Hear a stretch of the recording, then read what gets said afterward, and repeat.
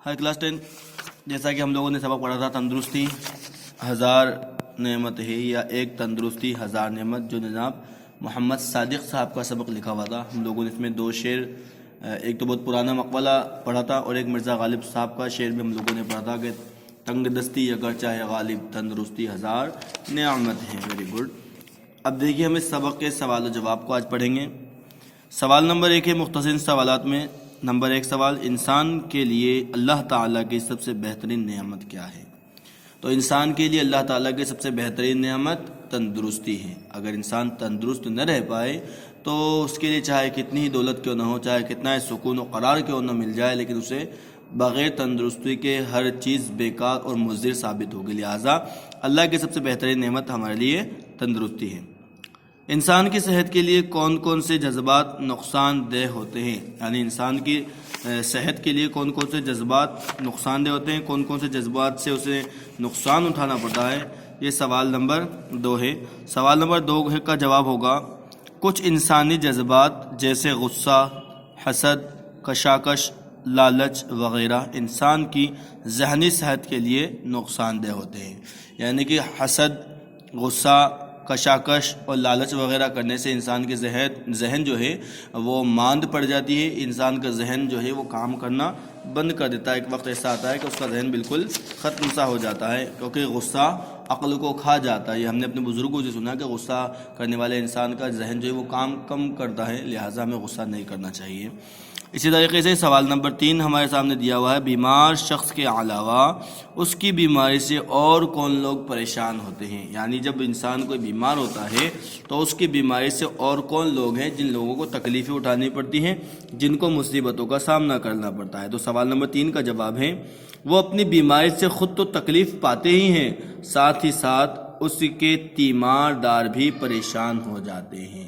یعنی اس کی پوچھ گچھ کرنے والے، اس کا خیال رکھنے والے، اس کے عزیز و اقارب، اس کے رشتہ دار جو اس کا خیال رکھتے ہیں، وہ لوگ بھی اس کی بیماری کی وجہ سے پریشان ہو جاتے ہیں۔ لہٰذا بیماری کی حالت میں بیمار کے علاوہ اس کے تیماردار بھی پریشان ہو جاتے ہیں، انہیں بھی تکلیفیں اٹھانی پڑتی ہیں۔ اگلا سوال ہے پیارے بچوں، سوال نمبر 4، اس سبق میں تندرستی سے متعلق کس شاعر کا شعر شامل کیا گیا ہے؟ سبق کے اندر کون سے شاعر کا شعر استعمال کیا گیا ہے؟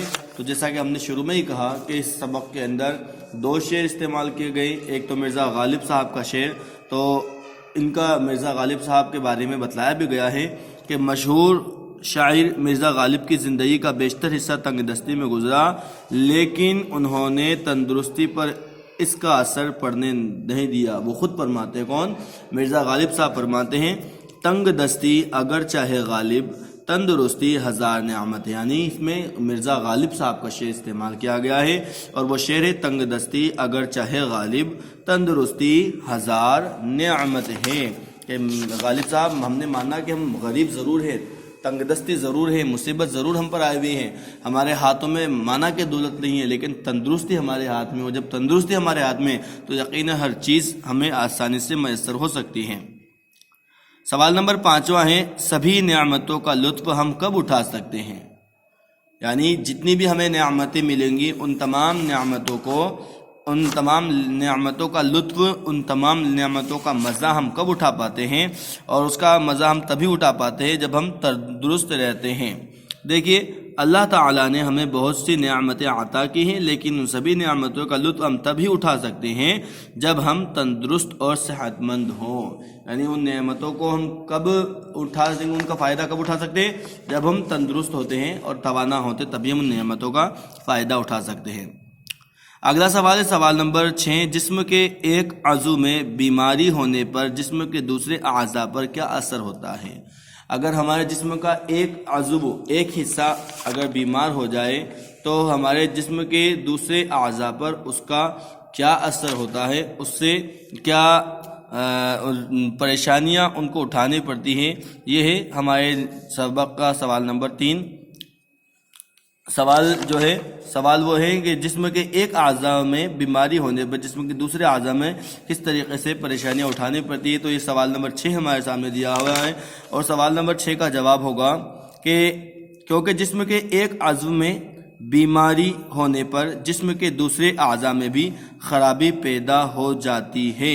یعنی اگر آپ کو جسم کا ایک حصہ خراب ہوتا ہے تو دوسرے حصے بھی اس کے ساتھ شامل ہو جاتے ہیں اور وہ بھی اس کے ساتھ بیمار ہونا شروع کر دیتے ہیں۔ ہم نے کئی مرتبہ دیکھا ہوگا کہ اگر ہمارے جسم پر کوئی چوٹ پہنچے، مان لیجیے ہمیں خدا نخواستہ ہمارے پیر میں کوئی کانٹا چبھ گیا ہو، تو وہ درد بڑا بڑھتا ایک ایسا وقت آتا ہے کہ وہ جو درد ہے جو پیر میں ہمارے کانٹا چبھا ہے وہ درد پیر تک آئے گا اور پیر سے پہنچتے ہوئے دماغ تک آئے گا اور دماغ پورے جسم کو دوڑاتے ہوئے کہے گا کہ دیکھو تمہارے جسم کے ایک حصے کو تکلیف ہو رہی ہے، لہٰذا پورے جسم میں ایک بخار سا چڑھ جاتا ہے اور آپ بخار کی حرارت میں پورا جسم، آپ کا ایک حصہ بیمار ہوا تھا لیکن آپ کا پورا جسم جو ہے وہ اس کا ساتھ دے رہا ہے۔ تو سوال جو ہمارے سامنے تھا کہ ایک عضو جب بیمار ہوتا ہے تو دوسرے اعضاء کیا کرتے ہیں، کیونکہ جسم کے ایک عضو میں بیماری ہونے پر جسم کے دوسرے اعضاء میں بھی خرابی پیدا ہو جاتی ہے۔ یہ ہے سوال نمبر 6۔ اگلا سوال ہے سوال نمبر 7۔ کھیلنے کودنے سے متعلق پرانے زمانے میں کون سا مقولہ مشہور تھا؟ ہم نے پڑھا تھا کہ کھیلو گے کودو گے بنو گے خراب، پڑھو گے لکھو گے بنو گے نواب، یہ ہم نے پڑھا تھا۔ تو کھیلنے کودنے سے متعلق سب سے پرانا جو مقولہ ہے وہ ہے پڑھو گے لکھو گے بنو گے نواب، کھیلو گے کودو گے ہو گے خراب۔ پرانے زمانے میں ایک مقولہ مشہور تھا، وہ کیا تھا؟ پڑھو گے لکھو گے بنو گے نواب، کھیلو گے کودو گے ہو گے خراب۔ یہ ہے سوال نمبر 7 جس کا جواب ہم نے پڑھا۔ اگلا سوال ہے سوال نمبر 8۔ تندرستی کی اہمیت کون زیادہ اچھی طرح سمجھ سکتا ہے؟ تندرستی کی اہمیت کون جو بہترین طریقے سے اچھا ہے، جس کا جسم اچھے طریقے سے کام کر رہا ہے، کیا وہ جس تندرستی کی اہمیت کو سمجھے گا؟ نہیں، بلکہ اس کے برعکس کون؟ وہ آدمی جو تندرست نہیں ہے۔ یعنی ایک بیمار شخص تندرستی کی اہمیت زیادہ اچھی طرح سمجھ سکتا ہے۔ وہ جو بیمار ہے اس سے معلوم ہے تندرستی کسے کہتے ہیں، کیونکہ اس کو احساس ہے اس بات کا کہ میں جب بیمار ہوں تو میں کوئی کام نہیں کر سکتا۔ اگر میرا ایک ہاتھ ٹوٹ جائے تو مجھے پتہ رہے گا کہ میرا ایک ہاتھ میرا ایک بازو کس طریقے سے میرے کتنے کام آتا۔ تو وہ جس کے دونوں ہاتھ کام کر رہے ہیں اس کو بھی اتنی اہمیت کا اندازہ نہیں ہے، اگر اس کا ایک ہاتھ کام کرنا بند کرے تو اس کو اس بات کا اندازہ ہو جائے۔ تو کیا کہنے ہیں وہ یہ کہتے ہیں کہ ایک بیمار شخص تندرستی کی اہمیت زیادہ اچھی طرح سمجھ سکتا ہے۔ جو بیمار ہوتا ہے اسے تندرستی کی اہمیت زیادہ اچھے طریقے سے سمجھ میں آ جاتی ہے۔ سوال نمبر 9 ہے تندرستی کسے کہتے ہیں؟ ہم نے پڑھا تھا کہ جب ہمارے جسم کے ہر اعضاء تمام طریقے کے جو ہے ٹھیک سے کام کرے وہ تندرستی ہے۔ تو سوال نمبر 9 تندرستی کے معنی ہے کہ جسم کے تمام اعضاء یعنی جسم کا ہر ایک حصہ معمول کے مطابق یعنی دینک دن چریا کے مطابق اپنا کام کرتے ہوں اور جسم میں کوئی بیماری نہ ہو، اسے ہم کیا کہتے ہیں؟ اسے ہی ہم تندرستی کہتے ہیں۔ جب ہمارے جسم کا ہر اعضاء ہر حصہ اپنے معمول کے مطابق روزانہ کی دن چریا کے مطابق کام کرتا ہو تو اسے کیا کہتے ہیں؟ اسے تندرستی کہا جاتا ہے۔ سوال نمبر 10 ہے مکمل تندرستی کے لیے کیا کیا ضروری ہے؟ مکمل تندرستی یعنی مکمل تندرستی، بہترین تندرستی حاصل کرنے کے لیے ہمیں کن کن چیزوں کی درکار ہوگی؟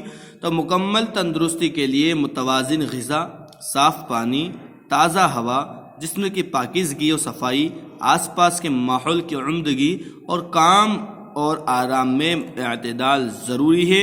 اس کے علاوہ ذہنی سکون بھی انسان کی صحت کے لیے بہت زیادہ ضروری ہے۔ یعنی آپ کے لیے صاف ہوا، صاف پانی، بہترین غذا اور اچھی غذا جس سے ہمیں بہترین کیلوری وغیرہ حاصل ہوتی ہو، یہی ہمارے جسم کے لیے بہت زیادہ ضروری ہے۔ اس کے ساتھ ہی ہمارا ذہنی سکون جو ہے وہ بھی بہت ضروری ہے بہترین تندرستی کے لیے۔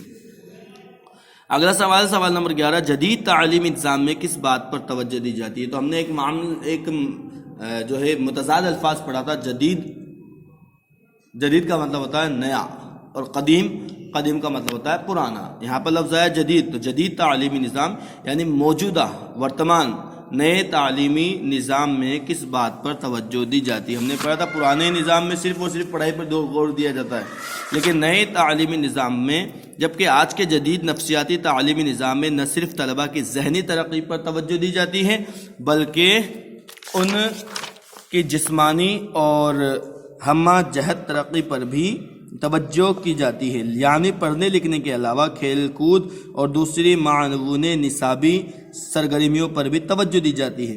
حالانکہ کھیلنے کودنے اور پڑھنے لکھنے کے وقت میں توازن ہونا چاہیے، کہا بھی گیا ہے کہ تندرست جسم میں ہی تندرست دماغ رہتا ہے. یعنی پہلے کے زمانے میں صرف پڑھنے لکھنے تک ہی معاملہ محدود تھا، لیکن آج کا جو تعلیمی نصاب ہے، موجودہ ترقی یافتہ جو ایجوکیشن پالیسی بنائی گئی ہے، اس کے تحت یہ بھی بتلایا گیا کہ آپ کے ذہن کے ساتھ ساتھ آپ کا جسم بھی کام کرنا چاہیے. آپ کا جو جسمانی ترقی ہے وہ بھی بہت زیادہ ضروری ہے. لہٰذا میں ہمارے جسم کا چست درست اور تندرست ہونا بہت ضروری ہے. تو یہ ہوگا آگے کے سوال نمبر 11 کا جواب.